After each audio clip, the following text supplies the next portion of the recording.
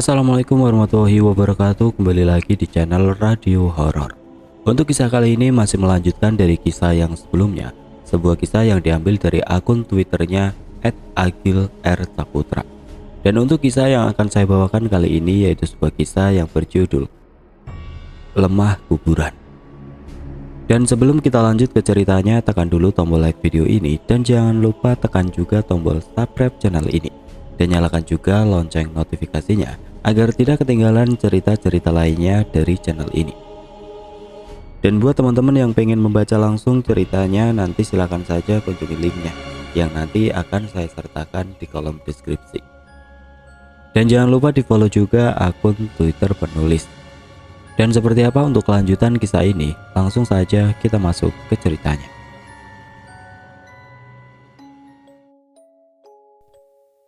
Masih di malam yang sama, tidak selang berapa lama setelah Mas Angga keluar dari kamar, si kecil Dito yang tadi terbangun dan meminta susu itu malah tertidur kembali. Mbak Sari yang menyadari itu sudah kepalang tanggung untuk memberitahu suaminya yang sepertinya sudah berada di dapur untuk membuat susu. "Walah, malah bubuk lagi," ucap Mbak Sari setelah itu. Ia yang memang masih ngantuk pun memutuskan untuk kembali merebah. Hingga selang beberapa lama setelah itu, barulah ia mendengar teriakan suaminya yang berada di luar. Mbak Sari pun segera berlari keluar dan menghampiri. Yang tidak selang berapa lama, ayah dan ibunya juga turut menyusul. Mas Angga sudah terkapar di lantai tidak sadarkan diri. Berikut juga dengan pemandangan aneh, di mana terdapat botol susu milik Dito yang tersumpal di mulutnya. "Ada apa lagi nih?" batin Pak Lurah saat itu. Mas, ucap Mbak Sari kini mencoba membangunkan suaminya itu, disusul oleh Pak Lurah yang segera mencoba untuk mengangkat tubuh menantunya itu. "Bawa masuk ke kamar saja," kata Lurah Pawiro sembari memegangi tubuh Mas Angga. Pak Lurah, Bu Sundari dan Mbak Sari pun bersama-sama mengangkat tubuh Mas Angga ke dalam kamar. Tubuhnya yang besar membuat mereka cukup bekerja keras untuk membawanya. Mas Angga pun segera direbahkan dan dibaui dengan minyak angin oleh istrinya.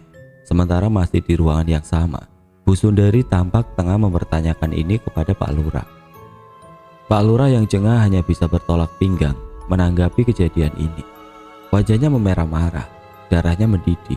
Namun bersamaan dengan itu, terdengar samar suara berisik lirih di depan rumahnya. "Shh, dengar tidak?" kata Pak Lurah. Dan suara berisik itu terdengar lirih di antara keheningan yang sepertinya bersumber dari depan rumah. Sejenak mereka semua saling pandang dan mencermati. Dan tidak salah lagi, suara itu memang benar-benar terdengar. "Jangan-jangan," kata Bu Sundari, yang menerka bahwa suara itu berasal dari kantong plastik yang beradu. Pak Lurah yang ternyata mempunyai pemikiran sama dengan istrinya itu pun segera keluar dari kamar, seraya menyambar golok yang tergantung di tembok ruang tengah.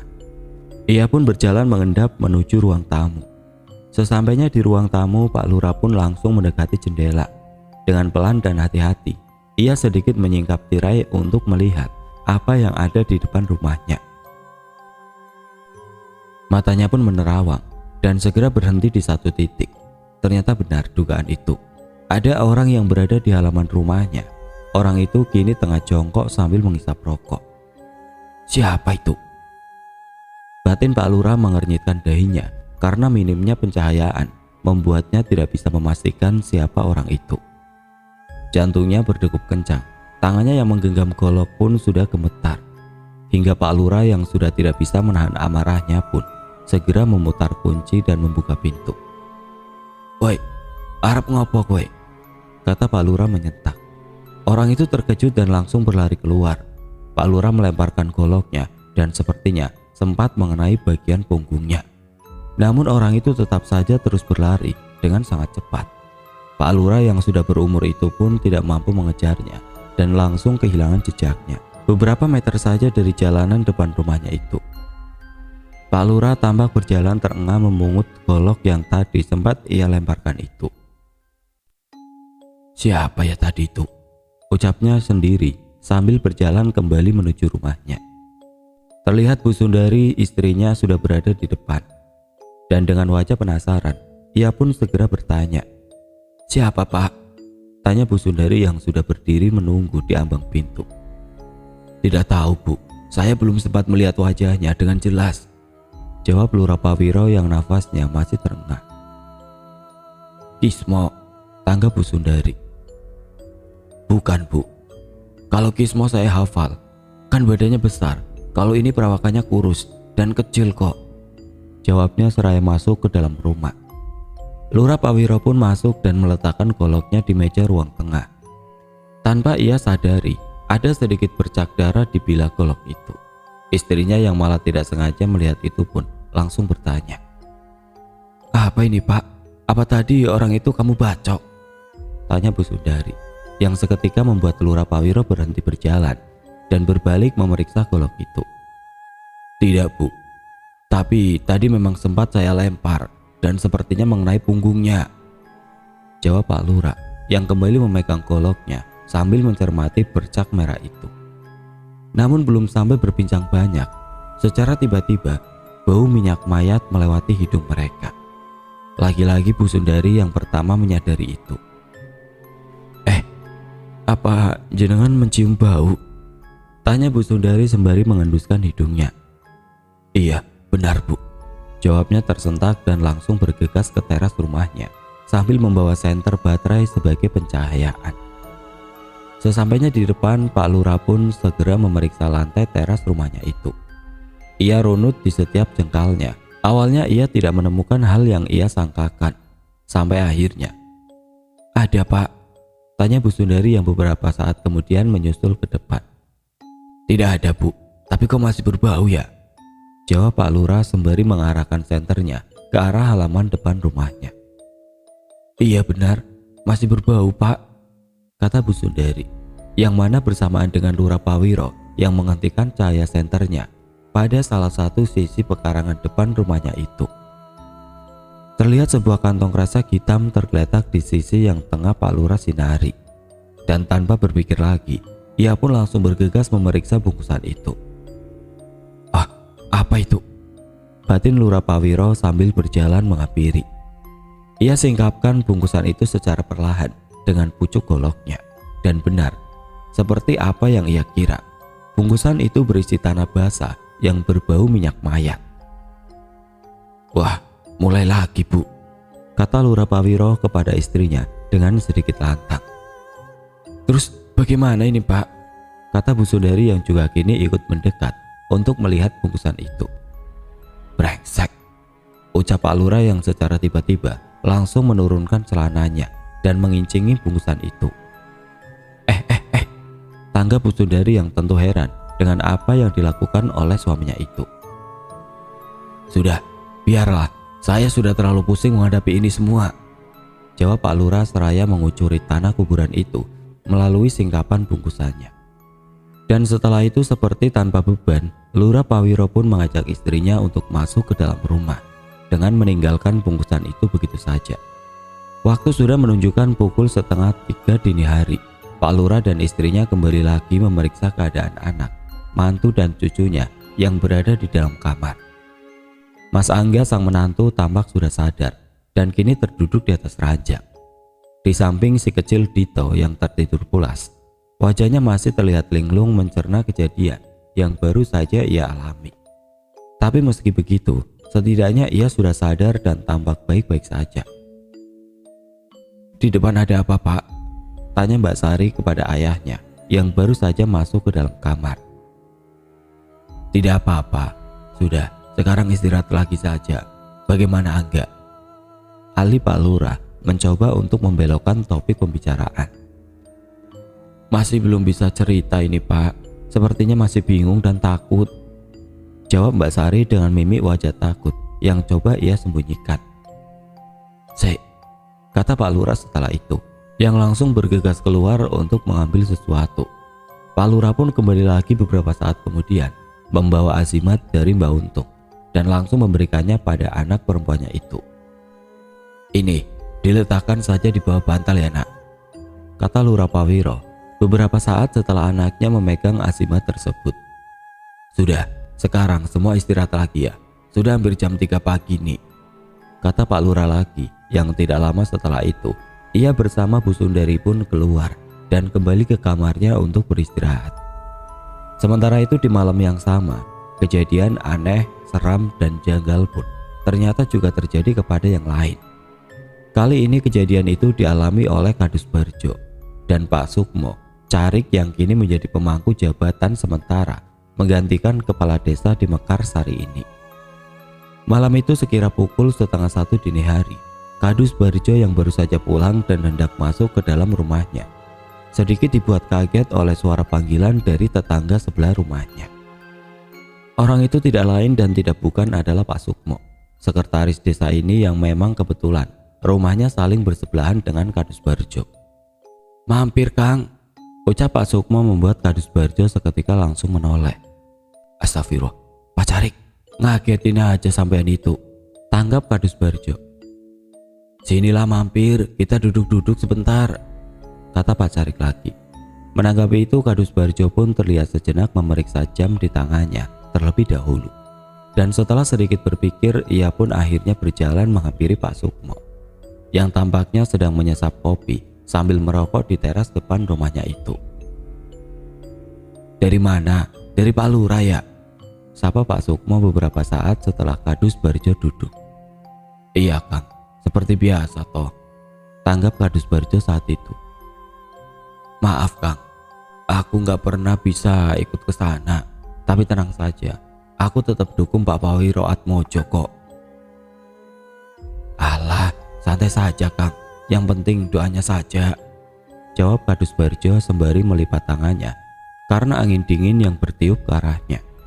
Tidak selang beberapa lama kemudian, istri Pak Sukmo keluar sambil membawa segelas kopi. Ia tampak sedikit terkejut melihat Kadus Barjo yang kini duduk bersama suaminya itu. "Walah, Pak Kadus toh ternyata. Sampean kok ya ndak bilang toh Pak. Kalau begitu tadi kan saya buatkan kopi sekalian Mas Barjo ini," katanya kepada Pak Sukmo. "Ah, lawang baru saja datang kok. Ya sudah toh, sana Kang Barjo, dibuatkan kopi dulu," tanggap Pak Sukmo yang segera disela oleh Kadus Barjo. "Sudah toh Mbak Yu, saya tadi di tempat Pak Lurah sudah kebanyakan ngopi. Lagian tengah malam begini kok minum kopi, malah nanti nggak bisa tidur," selah Kadus mekar wetan itu. "Nah, begitu yang benar. Kalau suami saya ini malah kebalik. Kalau belum minum kopi malah nggak bisa tidur," tanggap istri Pak Sukmo. Yang mana bersamaan dengan itu, tiba-tiba semua pandangan mendadak teralihkan ke arah jalan depan rumah. "Neneknya siapa itu? Tengah malam begini jalan-jalan," ucap Pak Sukmo. Malam itu mungkin sudah hampir pukul 1 dini hari. Di jalan depan rumah terlihat seorang nenek-nenek yang tidak mereka kenali tengah berjalan dengan badannya yang sedikit membungkuk. Terdengar juga di setiap seretan langkahnya suara bakia kayu yang tengah beradu dengan jalan desa yang kala itu masih berupa susunan batu. Suara bakiak terdengar mengiringi langkah kaki dari nenek-nenek itu. Kadus Barjo, Pak Sukmo dan istrinya terlihat memandang heran. "Nenek-nenek mana yang keluar di tengah malam begini?" Seperti itu mungkin batin mereka saat itu. Suara bakiak itu semakin lama terdengar semakin tegas, sampai akhirnya setelah beberapa tapak, tibalah ketika irama sandal kayu itu berhenti, bersamaan dengan nenek yang tidak dikenali itu, yang kini tampak bungkuk berdiri, tepat di ambang gapura kecil depan rumah Pak Sukmo. Untuk sejenak mereka semua seperti dibuat terpaku dan mencermati. Tapi itu tidak bertahan lama, karena beberapa detik setelah itu, secara tiba-tiba, nenek itu mengeluarkan suara tawa yang aneh. Suaranya melengking, dan bila boleh digambarkan, suara itu hampir mirip rintihan anjing, namun dengan jeda irama yang rapat dan cepat. Mendengar itu, istri Pak Sukmo pun seketika menjerit dan berlari masuk ke dalam rumah. Sementara itu Kadus Barjo dan Pak Sukmo yang duduk seakan terjebak di dalam diam. Dengan gemetar mereka perlahan merunduk dan saling menatap di antara suara mirip rintihan anjing yang masih terdengar. Pak Sukmo dan Kadus Barjo kini tampak menutup kedua telinganya karena suara itu sangat mengganggu. Dan sepertinya berhasil memberikan kepada mereka berdua sebuah rasa takut yang tidak bisa digambarkan. Entah makhluk apa itu, tapi yang jelas Pak Sukmo dan Kadus Barjo terlihat tidak berdaya dan amat ketakutan dibuatnya. Beruntung pada akhirnya ada jeda di mana tawa itu sempat terhenti. Dalam degup jantung dan pikiran yang tidak beraturan, mereka berdua pun perlahan mulai berani menegakkan kepalanya lagi dan saling menatap. "Apa kayak mau Kang?" ucap Pak Sukmo gagap gemetar. Kadus Barjo hanya menggelengkan kepalanya saja dan segera meminta Pak Sukmo untuk masuk ke dalam rumahnya. "Sampean masuk saja Kang. Saya juga akan pulang. Nanti kalau ada kejadian lagi, teriak saja, saya pasti akan keluar," kata Kadus Barjo seraya berdiri dan hendak beranjak pulang ke rumahnya. Iya, tanggap Pak Sukmo yang turut berdiri dan berjalan menuju pintu. "Sudah, masuklah Kang," kata Kadus Barjo lagi yang akan beranjak pergi kalau Pak Sukmo sudah benar-benar masuk ke dalam rumahnya. Hingga setelah Pak Sukmo sudah masuk dan mengunci pintu, barulah Kadus Barjo hendak mulai beranjak. Namun ada satu hal yang mendadak melintas di pikirannya dan membuatnya masih berdiri meragu, yaitu tentang wujud dan suara sosok nenek tua itu yang terasa masih terngiang hangat di dalam otaknya. Hal itu pun seketika membuatnya menjadi takut dan enggan jika harus keluar dari rumah Pak Sukmo dengan melewati gapura kecil itu. Hingga setelah beberapa saat berpikir, ia pun akhirnya memutuskan untuk melompati benteng yang menjadi pembatas antara rumahnya dengan rumah Pak Sukmo. Dengan kalimat istighfar yang Kadus Barjo ucapkan terus-menerus, ia pun berlari dan melompati pagar benteng pembatas itu. Astagfirullahaladzim, astagfirullahaladzim, ucapnya terus-menerus hingga setelah ia sampai di depan pintu. Dengan wajah yang sangat ketakutan, Kadus Mekar Wetan itu pun buru-buru masuk ke dalam rumahnya. Ia yang sudah berada di dalam kini tampak menyandarkan tubuhnya ke tembok salah satu ruangan di rumahnya. Tampaknya ia tengah menata kewarasannya atas kejadian yang baru saja ia alami. Kalimat istighfar masih ia ucapkan tanpa henti, hingga sedikit demi sedikit mulai mengembalikan pikirannya yang sempat kacau. Ia mengira semua keganjilan itu selesai di sini, tapi ternyata tidak. Ketika samar-samar ia seperti mendengar ada suara yang mengisi setiap jeda kalimat istighfar yang diucapkannya. Suara itu membuat Kadus Barjo sejenak berhenti dan mencermati. Ia yang sempat sedikit tenang pun kini kembali masuk dalam ketegangan itu. Dan ternyata benar apa yang ia dengar. Karena selang beberapa detik setelah ia terdiam, muncullah suara di tengah keheningan itu. Astagfirullahaladzim. Begitulah suara itu terdengar, membisik menirukan kalimat yang tadi Kadus Barjo ucapkan. Yang mana kali ini suara itu terdengar dengan nada yang seakan-akan mengejek. Ditambah lagi dengan keheningan malam itu, yang tentu membuat suara itu semakin terdengar jelas. Ya Allah, teriak Kadus Barjo sambil berlari dan masuk ke dalam kamarnya, melompat ke atas ranjang dan membenamkan kepalanya di balik bantal. Tolong bu, ucap Kadus Barjo dari balik bantalnya kepada sang istri yang sudah tertidur dan berada di ranjang yang sama. Tidak butuh waktu lama, tampaknya sang istri langsung terbangun karena kegaduhan itu dan tentu langsung bertanya kepada suaminya tentang apa yang terjadi. Kenapa toh Pak? Kata istrinya. Aku diganggu lagi, saya diganggu lagi, jawab Kadus Barjo yang masih bersembunyi di balik bantalnya. Dan disinilah kejanggalan yang tidak disangka-sangka pun kembali terjadi. Diawali oleh tersingkapnya bantal yang menutupi kepala Kadus Barjo secara tiba-tiba. Harusnya secara nalar, istrinya lah yang menarik bantal itu. Tapi ternyata tidak, karena apa yang Kadus Barjo lihat setelah bantalnya tersingkap bukanlah istrinya, melainkan sosok nenek tua yang saat itu langsung berkata kepadanya, "Diganggu apa sih?" Itulah kata yang didengar oleh Kadus Barjo sebelum ia akhirnya tidak sadarkan diri. Pagi menjelang, Kadus Barjo terbangun dari tidurnya. Ia langsung memijit kepalanya yang pening, bersama dengan ingatan hangat tentang nenek tua yang semalam menghantuinya. Apa saya cuma mimpi ya? Batin Kadus Barjo yang menjadi bingung membedakan keadaan. Tidak lama kemudian terdengar salam dari luar. Assalamualaikum. Suara itu adalah istrinya yang baru saja datang. yang mana seketika itu membuatnya menjadi ingat kalau kemarin sore istrinya sempat pamit untuk menginap di tempat saudaranya di luar kampung karena ada acara hajatan. Oh, apa semalam yang ada di atas ranjang ini memang dedemit? Batin Kadus Barjo yang langsung beranjak keluar dari kamarnya. Sang istri memandangnya dengan heran, alisnya mengkerut seraya berkata, "Sampean itu habis ngapain? Kok bajunya kotor semua begitu?" Tanya sang istri yang melihat baju Kadus Barjo yang berwarna putih itu, penuh dengan lumpur yang mengering. Kadus Barjo tampak bingung menyadari itu. Ia yang setelah itu hendak merangkai kata-kata untuk menanggapi, mendadak dibuat urung oleh kedatangan Pak Carik Sukmo yang tiba-tiba tergopoh masuk ke dalam rumahnya. Tetangga sebelah rumah itu tampak panik mengabarkan sesuatu yang ia temukan di teras rumahnya.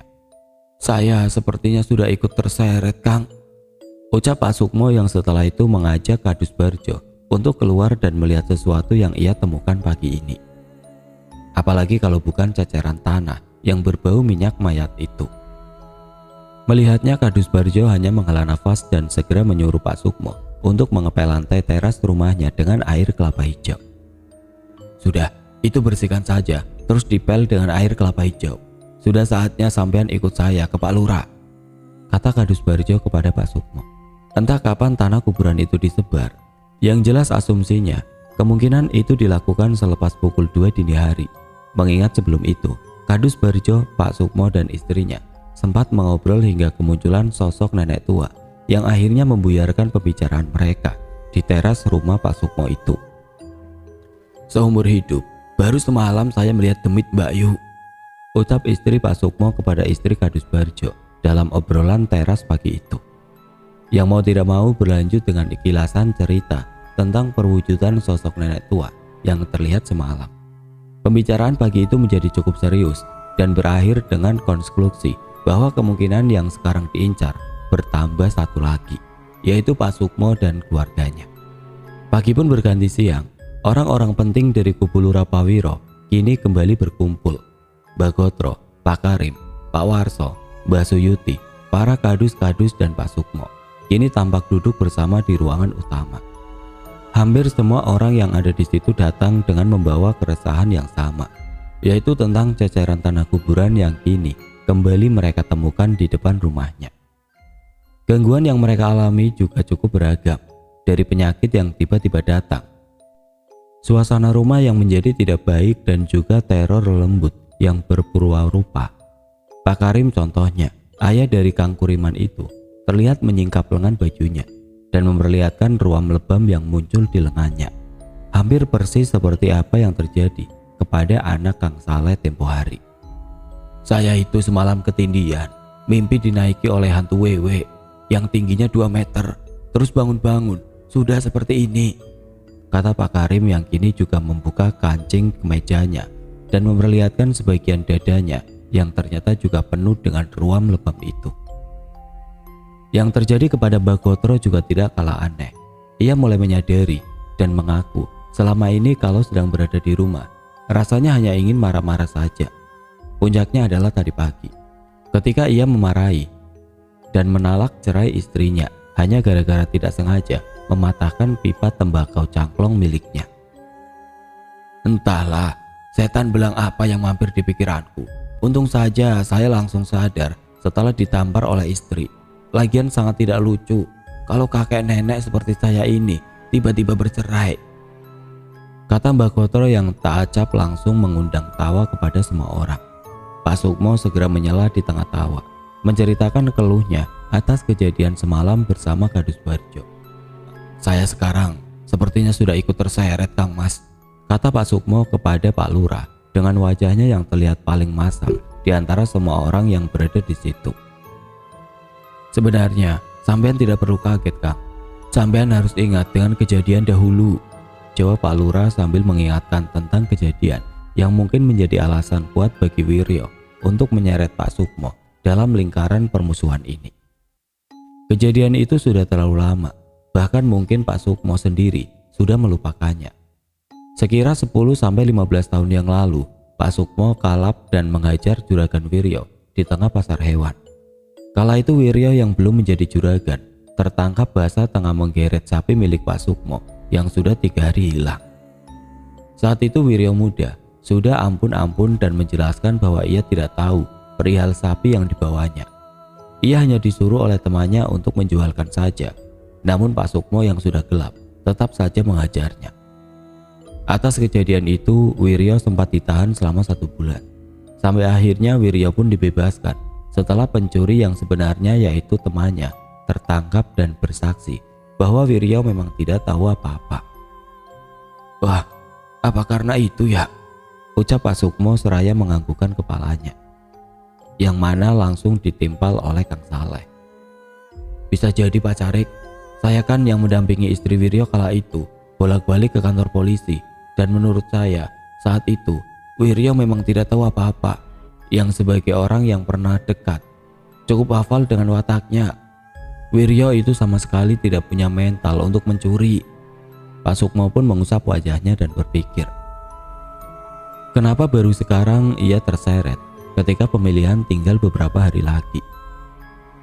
Kenapa tidak dari awal saja kalau memang dendam itu menjadikannya masuk dalam daftar musuhnya? "Kenapa kok tidak dari kemarin-kemarin ya?" ucap Pak Sukmo, yang mana belum sempat orang-orang menanggapinya. Pembicaraan itu pun terjeda oleh Mbak Sari yang keluar dan meminta ayahnya untuk memeriksa keadaan Mas Angga. "Itu Mas Angga kok tambah aneh ya Pak, dari semalam tidak mau bicara. Saya tawari makan juga cuma diam saja, padahal dari pagi perutnya belum kemasukan apa-apa," ucap Mbak Sari kepada Pak Lurah, yang tidak lama setelah itu langsung beranjak masuk ke dalam. Sesampainya di dalam kamar terlihat Mas Angga yang tubuhnya setengah merebah di atas ranjang, melamun dan menatap kosong, tidak memperdulikan si kecil Dito yang berada di sebelahnya. "Gak," panggil Pak Lurah sambil mendekat. Mas Angga tidak bergeming atas panggilan dari mertuanya itu dan masih terlihat larut dalam tatapan kosongnya. "Ya, dari tadi cuma seperti itu terus Pak," ucap Mbak Sari yang kini ikut mendekat. "Gak," panggil Pak Lurah sekali lagi sambil memegang bahu menantunya itu. Namun sama seperti tadi, Mas Angga terdiam dan dengan konyolnya dia kini malah merebah begitu saja dan memejamkan matanya. Tidak beres kalau ini. Tugas Pak Lurah yang segera keluar dan kembali lagi bersama orang-orang di ruang utama. "Bagaimana Angga?" tanya Mbak Gotro setelah Pak Lurah kembali duduk. "Aneh Bah, ini jelas tidak beres," jawab Pak Lurah menggelengkan kepalanya. "Azimat yang diberikan oleh padenya Mbok Tun sepertinya tidak begitu membantu ya," kata Mbak Gotro setelah itu, yang mana segera ditanggapi oleh Mbak Suyuti. Mbak Suyuti berkata bisa jadi anggapan Mbak Gotro perihal azimat itu memang benar, karena kemarin Mbak Untung juga sempat berbicara kepadanya ketika mereka berdua berada di dalam kamar. Mbak Untung berkata kepada Mbak Suyuti tentang sosok Pak Cokro, dukun yang berada di belakang juragan Wiryo itu, yang mana orang itu menurutnya adalah salah satu dukun yang cukup kuat dan tidak bisa dianggap remeh. Dan satu-satunya orang yang mungkin bisa mengimbanginya adalah Mbak Untung sendiri. "Lantas, kita ini harus bagaimana?" tanggap Mbak Gotro lagi, yang mana untuk kali ini "Kita hanya bisa menahan Kang, agar tidak terlalu parah sampai nanti Mbak Untung kemari," jawab Mbak Suyuti sambil menjelaskan apa yang kemarin Mbak Untung amanatkan kepadanya, yaitu perihal ritual pembersihan yang akan ia laksanakan besok hari. "Kenapa kok tidak sekarang saja toh Mbah?" tanya Pak Sukmo yang baru saja masuk dalam lingkaran ini. "Tidak bisa sekarang Pak Carik, saya harus puasa dulu sehari sesuai dengan arahan dari Mbak Untung itu," jawab Mbak Suyuti atas pertanyaan Pak Sukmo. "Tapi sampean sudah benar-benar yakin bisa melakukan itu toh Kang?" tanya Mbak Gotro kini kepada Mbak Suyuti. "Insya Allah mantep Kang, pokoknya harus yakin," jawab Mbak Suyuti tegas. Pembicaraan pun terus berlanjut dan tiba pada saat Pak Lurah teringat akan sesuatu yang sedari tadi hampir lupa ia ceritakan, yaitu tentang dia yang semalam sempat memergoki si pencecer tanah kuburan itu, sempat mengejarnya dan melempar orang itu dengan golok. "Kismo lagi ya Kang?" tanya Kadus Barjo menanggapi cerita itu. "Bukan Kang, tubuhnya kecil, kurus. Kalau Kismo saya hafal, Tapi kalau ini saya benar-benar tidak kenal siapa orangnya. Tidak sempat juga melihat wajahnya. Jawab Pak Lurah yang setelah itu pun bangkit dari tempat duduknya dan mengambil golok yang semalam sempat ia lemparkan ke orang itu. Ini, tadi malam saya sempat lempar dan sepertinya mengenai punggungnya, kata Pak Lurah yang menarik golok itu dari sarungnya dan memperlihatkan bercak darah yang masih tertinggal di bilahnya. Wah, sayangnya tidak ketangkap ya, tanggap semua orang. Wah, kalau tertangkap bisa menjadi bukti, tapi larinya sangat kencang, sepertinya si anak muda. Pada akhirnya saya hanya menemukan kantong plastik yang berisi tanah kuburan itu di depan rumah, yang sepertinya memang tidak sempat terbawa karena saya sudah terlanjur jengkel. Saya kencingi saja tanah kuburan itu, ungkap Pak Lurah yang membuat semua terbelalak heran. Tapi sampean sekarang tidak apa-apa toh Mas Lurah? Tanya Mbak Kotro saat itu. Tidak apa-apa Mbah, sepertinya tidak apa-apa. Semoga saja tidak apa-apa, jawab Pak Lurah yang seakan-akan mendadak menjadi agak ragu dan mulai sedikit takut setelah mendapat pertanyaan itu.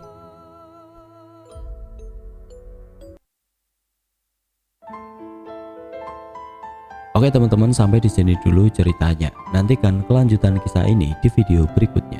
Agar tidak ketinggalan, klik tombol subscribe channel ini dan nyalakan lonceng notifikasinya. Wassalamualaikum warahmatullahi wabarakatuh.